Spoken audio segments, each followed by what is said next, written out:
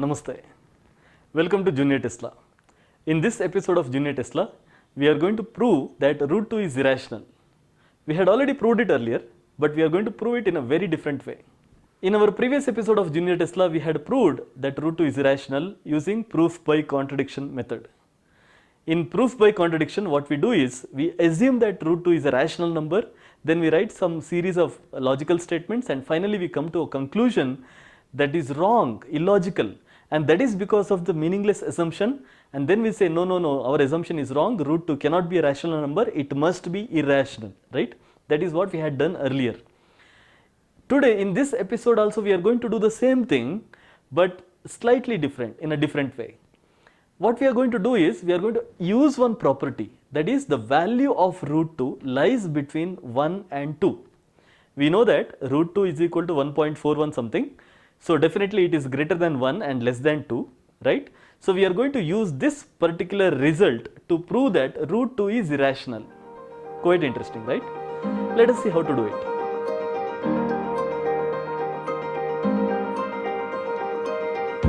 We are going to take, okay, so 1 less than root 2 less than 2, this is the inequality just now I told you. So we are going to say or assume that root 2 is equal to p by q, a rational number. Now if root 2 equal to p by q, what I mean is both p and q are integers, okay, they are positive integers, and p and q, they do not have any common factor, they don't share common factor, okay, and then the value, the ratio p by q is in the lowest form. So when I say lowest form, that means you cannot find another ratio which is equal to p by q where the numerator and the denominator are less than p and q respectively. So you should not be able to find a ratio where the numerator is less than p and the denominator is less than q. So that is what we mean by the ratio p by q is in the lowest form. Now let us see how to do it, how to prove that root 2 is irrational. We have taken root 2 equal to p by q, and from this I have clubbed these two, okay. So just now I had written the inequality 1 less than root 2 less than 2. Now in the place of root 2 I am writing p by q, because just now we assumed that root 2 equal to p by q. Now we have two inequalities here, 1 less than p by q, which means q less than p, right?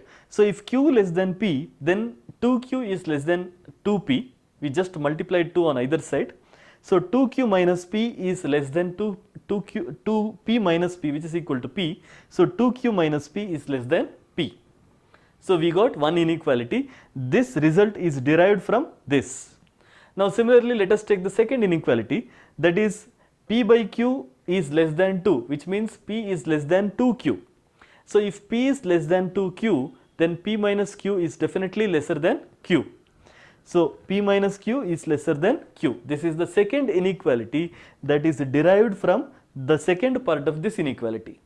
So we got two inequalities, okay. Now let us keep it aside and let us come back to the main part of the theorem.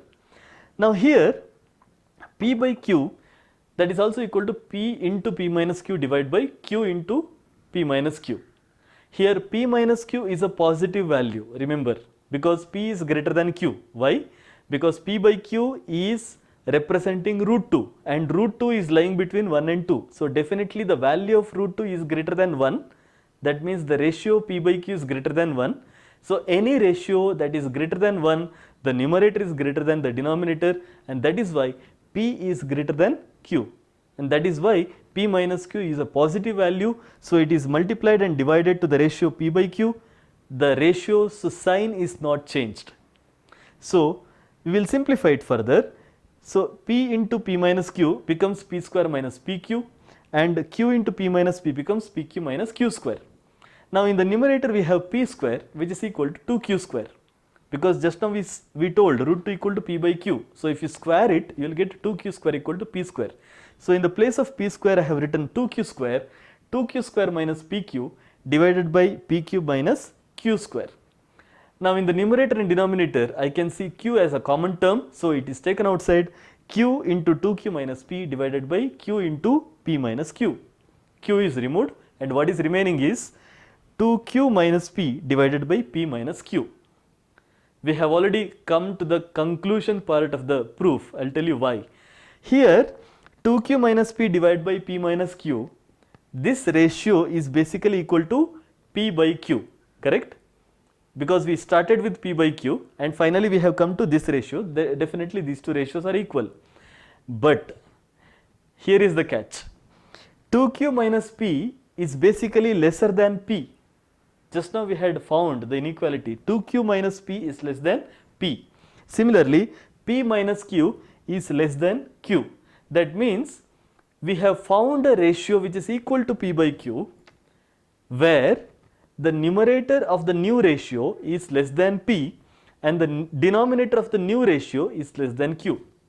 So basically we have found a ratio which is equal to p by q, where the numerator and denominator are lesser than p and q respectively, which means p by q is not in the lowest form. There is some other ratio which is in the lowest form, and that is why we say our assumption is wrong, because in our assumption what we had told, we told that root 2 equal to p by q, where p by q is in the lowest form. There is no other lowest form than this, right? They do not have any common factor between numerator and denominator.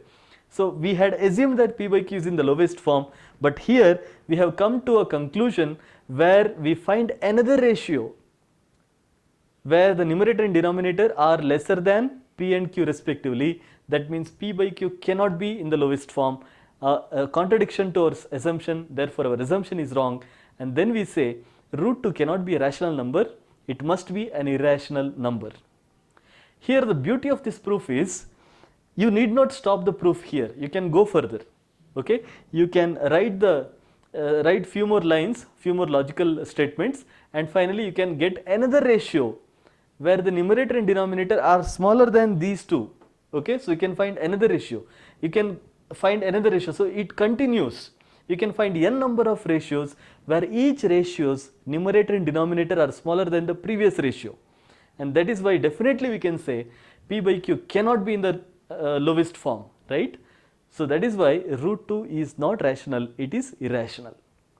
I hope you enjoy this unique proof for root 2 is irrational. Thank you.